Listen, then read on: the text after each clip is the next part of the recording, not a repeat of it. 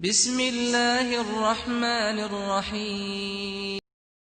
اور لوگوں میں سے کچھ ایسے بھی ہیں جن کا کہنا ہے کہ ہم اللہ اور آخرت پر ایمان لے آئے ہیں، مگر در حقیقت وہ ہرگز مومن نہیں ہیں۔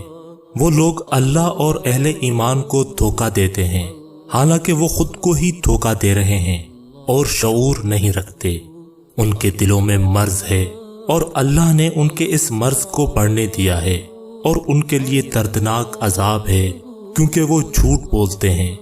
اور جب ان سے کہا جاتا ہے کہ زمین پر فساد برپا مت کرو، تو وہ کہتے ہیں ہم تو اصلاح کرنے والے ہیں۔ یہی لوگ ہیں جو فساد برپا کرنے والے ہیں اور علم نہیں رکھتے۔ اور جب ان سے کہا جاتا ہے کہ تم بھی ایمان لے آؤ جس طرح کے دوسرے لوگ ایمان لے آئے ہیں، تو وہ کہتے ہیں کیا ہم بھی بے وقوفوں کی طرح ایمان لے آئیں؟ یہی لوگ ہیں جو بے وقوف ہیں اور نہیں جانتے۔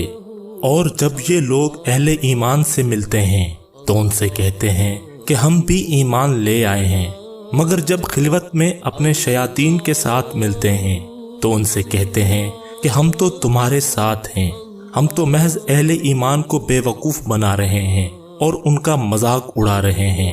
اللہ ان کے اس مذاق کا جواب دے گا اور ان کی رسی کو دراز کیے جا رہا ہے، اور وہ اپنی سرکشی میں اندھوں کی طرح بھٹک رہے ہیں۔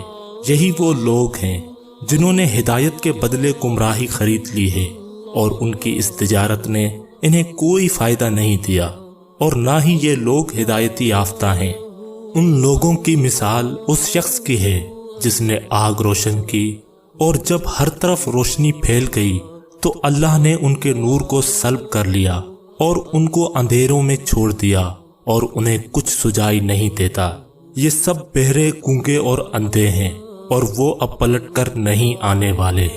یا پھر ان کی مثال آسمان سے برسنے والی اس بارش کی طرح ہے جس میں تاریکی اور گرج اور چمک ہو، اور ان بجلیوں کی کڑک کی وجہ سے انہیں موت کا خوف محسوس ہو، جس کی وجہ سے وہ اپنے کانوں میں انگلیاں ڈال دیتے ہیں، اور اللہ ان کافروں کا احاطہ کیے ہوئے ہے۔ قریب ہے کہ بجلی کی چمک ان کی آنکھوں کو اچک لے۔ جب بجلی چمکتی ہے تو یہ اس کی روشنی میں چلنے لگتے ہیں، اور جب اندھیرا چھا جاتا ہے تو رک جاتے ہیں۔ اگر اللہ چاہے تو ان کی سماعت اور بصارت کو ختم کر سکتا ہے۔